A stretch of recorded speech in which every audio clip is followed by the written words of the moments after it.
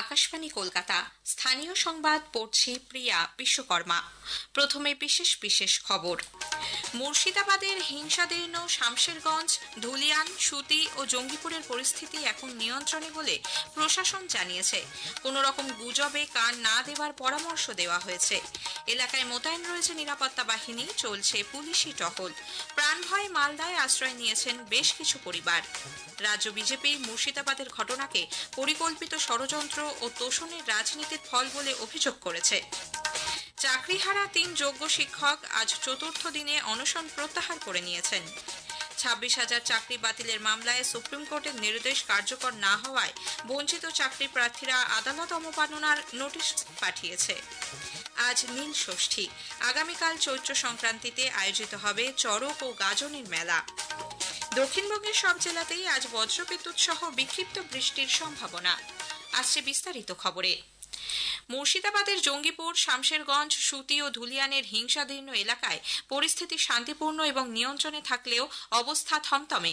রাস্তাঘাট ফাঁকা। হিংসা বিধ্বস্ত এলাকায় নিরাপত্তা বাহিনী মোতায়েন রয়েছে। অনেক জায়গায় গ্রামে মানুষ নেই। বিএসএফ এর রুট মার্চের পাশাপাশি চলছে পুলিশ বাহিনীর টহলদারি। হিংসায় এ পর্যন্ত 3 জনের মৃত্যুর খবর পাওয়া গেছে। এই অশান্তির ঘটনায় মোট 150 জনকে গ্রেপ্তার করা হয়েছে। এদের মধ্যে ধুলিয়ানের 3 ব্যবসায়ী রয়েছে। তাদের বিরুদ্ধে গন্ডগোল সৃষ্টির অভিযোগ রয়েছে। ওইসব এলাকায় কেন্দ্রীয় বাহিনী মোতায়েন করা হয়েছে। রাঁচি, জামশেদপুর এবং রাজারহাটের সিআরপিএফ ক্যাম্প থেকে জওয়ানদের মুর্শিদাবাদে পাঠানো হয়েছে। সাম্প্রতিক অশান্তির প্রেক্ষিতে কেন্দ্রীয় স্বরাষ্ট্র সচিব গোবিন্দ মোহন আজ রাজ্যের মুখ্য সচিব ও পুলিশের মহানির্দেশকের সঙ্গে ভিডিও কনফারেন্সিং এর মাধ্যমে বৈঠক করেন। রাজ্য পুলিশের মহানির্দেশক রাজীব কুমার তাকে জানিয়েছেন, পরিস্থিতি উদ্বেগজনক হলেও তা নিয়ন্ত্রণে আছে। কেন্দ্রীয় স্বরাষ্ট্র সচিব সংবেদনশীল এলাকাগুলিতে বিশেষভাবে নজর রাখার পরামর্শ দিয়ে বলেন, কেন্দ্রীয় পরিস্থিতির ওপর নজর রেখেছে। প্রয়োজনে রাজ্য সরকারের সঙ্গে কথা বলে অতিরিক্ত বাহিনী মোতায়েন করা হবে। বিএসএফ এর আইজি সাউথ বেঙ্গল করনি সিং শেখাওয়াত আজ সকালে রাজ্য পুলিশের মহানির্দেশক রাজীব কুমার এবং অতিরিক্ত মহানির্দেশকের সঙ্গে বৈঠক করেন। 2 অতিরিক্ত মহানির্দেশক সুপ্রতিম সরকার ও বিনীত গোয়েল আজ শামশেরগঞ্জ গিয়ে পরিস্থিতি খতিয়ে দেখেছেন। পুলিশের মহানির্দেশক রাজীব কুমার ও পুলিশ সুপার এসপি যাদব সাংবাদিকদের বলেন, সিচুয়েশন ইজ আন্ডার কন্ট্রোল, পুরো ফুললি আন্ডার কন্ট্রোল। এসপি আপনাকে ব্রিফ করবে। ওভারঅল সিচুয়েশন অনেক বেটার আছে। আমি একটাই অনুরোধ করব আপনাদের থ্রু দিয়ে, যে কেউ গুজবে কান দেবেন না। অনেক রকম গুজব বসছে। যদি কারোর কোনো সন্দেহ থাকে আমাদের কন্ট্রোল রুমে যোগাযোগ করুন, আমাদের সঙ্গে যোগাযোগ করুন। আমরা ক্ল্যারিফিকেশন দিয়ে দেবো যে কোনটা ঠিক কোনটা বেঠিক। কেন্দ্রীয় মন্ত্রী গজেন্দ্র সিং শেখাওয়াত মুর্শিদাবাদের ঘটনাবলীকে দুর্ভাগ্যজনক আখ্যা দিয়েছেন। पुष्टिकरण के लिए जिस तरह के हालात बंगाल में ममता बनर्जी सरकार के चलते हुए बने हैं, वो निश्चित रूप से दुर्भाग्यपूर्ण है और निंदनीय है। और उसके बाद में भी ममता बनर्जी की सरकार चुप है, केवल अपने वोटों को साधने के लिए। लेकिन मैं ऐसा मानता हूं कि अब जिस तरह की चेतना व्याप्त हुई है, ये गुंडागिर्दी आने वाले चुनाव के बाद में शायद बंगाल को इससे मुक्ति मिलेगी और बंगाल में भारतीय जनता पार्टी की सरकार बनेगी। বিজেপি বিএসএফ বহিরাগতদের ঢুকিয়ে পরিকল্পিতভাবে অশান্তি ছড়িয়েছে বলে তৃণমূল কংগ্রেস নেতা কুণাল ঘোষ অভিযোগ করেছেন। কোন রাজনৈতিক দলের অংশ কেন্দ্রের কোন এজেন্সির সঙ্গে হাত মিলিয়ে বা কেন্দ্রের কোন এজেন্সির পরিচালনায় একটা গোপন ব্লুপ্রিন্টের মাধ্যমে বিএসএফ এর একাংশকে কাজে লাগিয়ে দুষ্কৃতী হামলাবাজ যারা এই ধরনের কাজ করে তাদেরকে বিএসএফ এর একাংশের সহযোগিতায় ঢুকিয়ে গন্ডগোল করিয়ে আবার সরিয়ে দেওয়া হয়েছে। আমরা তদন্ত দাবি করছি এই অভিযোগ ঠিক কিনা। মালদার সদর মহকুমা শাসক পঙ্কজ তামাং জানিয়েছেন, ধুলিয়ান থেকে প্রাণভয়ে প্রায় 170 জন ঘরছাড়া মানুষ বৈষ্ণবনগরের পারলালপুর হাই স্কুলে আশ্রয় নিয়েছেন। জেলা প্রশাসন তাদের জন্য শুকনো খাবার সহ পানীয় জলের ব্যবস্থা করেছে। আমাদের জেলা সংবাদদাতা জানাচ্ছেন, প্রাণভয়ে বাড়িঘর ছেড়ে ধুলিয়ান সহ বিভিন্ন জায়গা থেকে গঙ্গা পেরিয়ে মালদায় শয়ে শয়ে মানুষ আসতে শুরু করেছেন। মুর্শিদাবাদে অশান্তির ঘটনা পরিকল্পিত বলে বিজেপি দাবি করেছে। রাজ্য সভাপতি সুকান্ত মজুমদার এক্স হ্যান্ডেলে অভিযোগ করেন, তোষণের রাজনীতি বন্ধ না হলে এই চক্রান্ত প্রতিরোধ করা সম্ভব হবে না।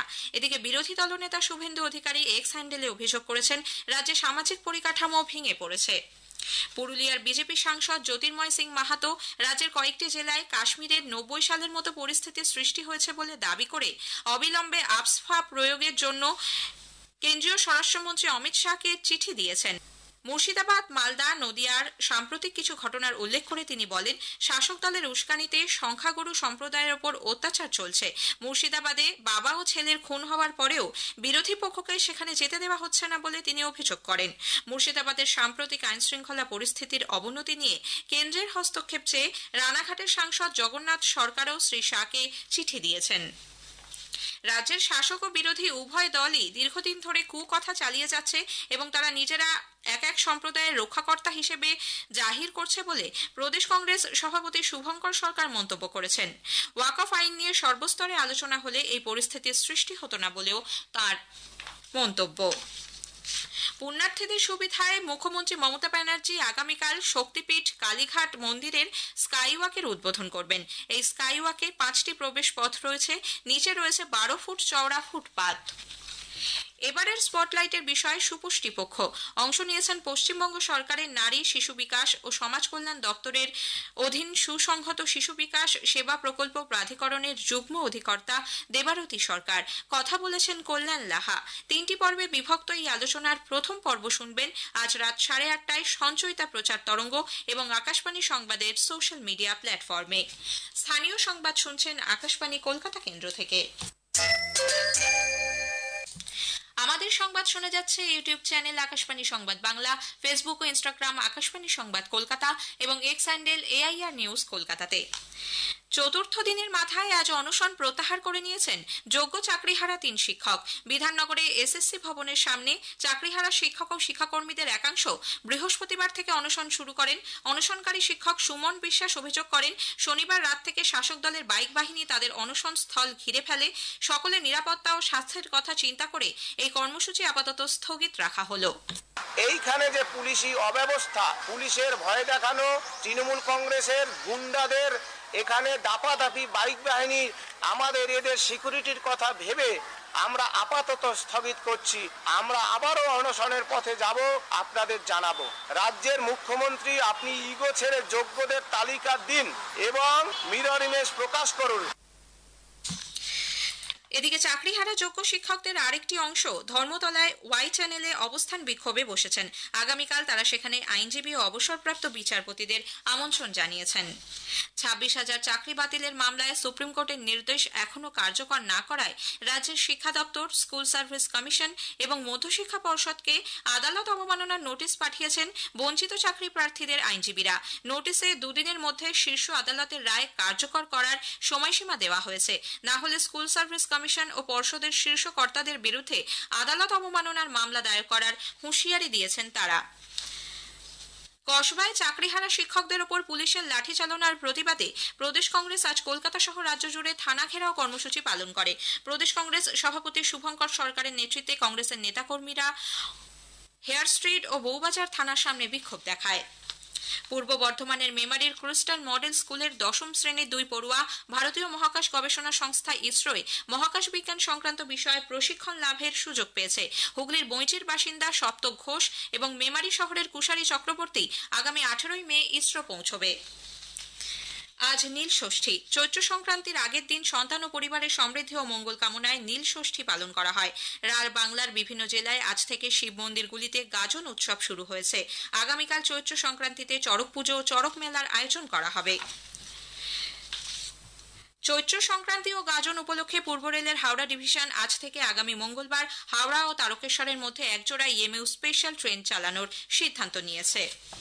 অনুকূল বায়ু প্রবাহ এবং বাতাসে আর্দ্রতার পরিমাণ বেশি থাকায় দক্ষিণবঙ্গের সব জেলাতেই আজ বজ্রবিদ্যুৎ সহ বিক্ষিপ্ত বৃষ্টি এবং দমকা হাওয়ার সম্ভাবনা রয়েছে। আলিপুর আবহাওয়া দপ্তরের বিজ্ঞানী সৌরিশ বন্দ্যোপাধ্যায় আকাশবাণীকে জানিয়েছেন, আগামী 4-5 দিন প্রধানত বিক্ষিপ্তভাবে বৃষ্টিপাতের সম্ভাবনা থাকছে। মেনলি হালকা থেকে মাঝারি ধরনের বৃষ্টিপাত, 2-1 জায়গায় বজ্রবিদ্যুতের সম্ভাবনা থাকছে, সাথে দমকা হাওয়া। শেষ করার আগে স্থানীয় সংবাদের বিশেষ কিছু অংশ আরও একবার। মুর্শিদাবাদের হিংসাদীর্ণ শামশেরগঞ্জ, ধুলিয়ান, সুতি ও জঙ্গিপুরের পরিস্থিতি এখন নিয়ন্ত্রণে বলে প্রশাসন জানিয়েছে।